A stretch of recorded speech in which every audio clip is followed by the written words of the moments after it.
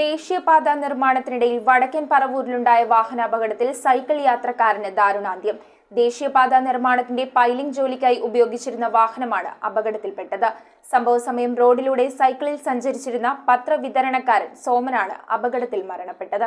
വടക്കൻ പറവൂർ ചേന്ദമംഗലം കവലയിലായിരുന്നു വാഹനാപകടം. ദേശീയപാത പൈലിംഗ് ജോലിക്കായി ഉപയോഗിച്ചിരുന്ന വാഹനമാണ് അപകടമുണ്ടാക്കിയത്. റോഡിലൂടെ പോകുകയായിരുന്ന മറ്റൊരു വാഹനത്തിനും കേടുപാടുകൾ സംഭവിച്ചിട്ടുണ്ട്. സംഭവ സമയം റോഡിലൂടെ സൈക്കിളിൽ സഞ്ചരിച്ചിരുന്ന പത്രവിതരണക്കാരൻ സോമനാണ് വാഹനാപകടത്തിൽ മരണപ്പെട്ടത്.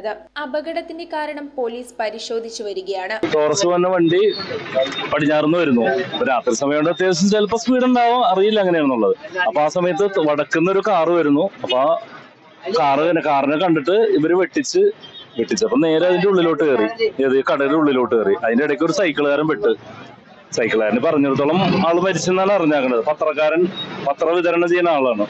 വാഹനം ഇടിച്ച വ്യാപാര സമുച്ചയത്തിൽ നിരവധി കടകളുണ്ടായിരുന്നു. ഇടിയുടെ ആഘാതത്തിൽ കടകൾക്ക് തകരാറുകളും സംഭവിച്ചിട്ടുണ്ട്. ഇടിയേറ്റ വാഹനത്തിലുണ്ടായിരുന്നവരെയും വാഹനത്തിലെ ഡ്രൈവറെയും എറണാകുളത്തെ ആശുപത്രിയിൽ പ്രവേശിപ്പിച്ചു.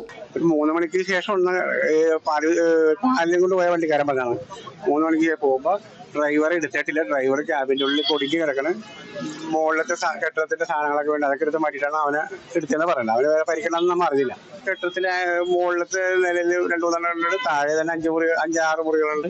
ഇപ്പൊ 3 മുറിയാണ് പൊളിഞ്ഞു പോയത്. ഹെൽമെറ്റ് കട, ഒരു ചെരുപ്പ് കട, ഒരു ഐസ്ക്രീം കട, അത് 3 എണ്ണം പൊളിഞ്ഞു പോയത്. അതാണ് ആ ഇടിഞ്ഞു വീണത്. കാലാവധി കഴിഞ്ഞ സിഗ്നലില്ല. അത് എത്ര പ്രാവശ്യം റിപ്പയർ ചെയ്തിട്ടും നന്നാവണില്ല. അതാണ് ഇവിടുത്തെ ഏറ്റവും വലിയ പ്രശ്നം. News bureau, Paravur. ആദ്യ കാഴ്ചയിൽ നിങ്ങളുടെ മനസ്സിൽ പതിയുന്ന ലൈറ്റ് വെയ്റ്റ് സ്വർണ്ണാഭരണങ്ങളുടെ വൈവിധ്യമാർന്ന കളക്ഷൻസ്.